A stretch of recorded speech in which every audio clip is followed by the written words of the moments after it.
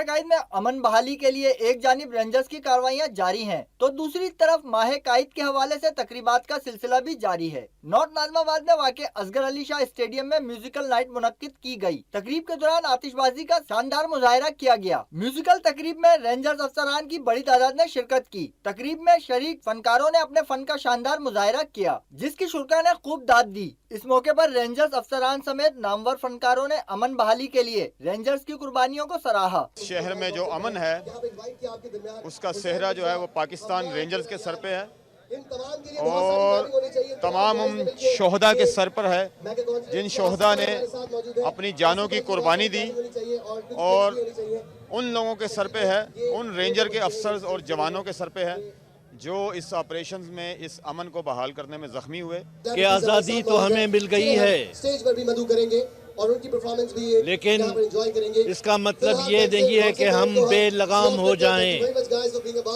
आज़ादी के तहफ़्फ़ुज़ के लिए हम सब पर जिम्मेदारियां और बढ़ जाती हैं। शहर में इस नौयत की तकरीब का एहतमाम करके रेंजर्स की जानिब से ये पैगाम दिया गया है कि अमन बहाली के लिए सिर्फ टारगेटेड ऑपरेशन ही जरूरी नहीं, बल्कि ऐसी तकरीब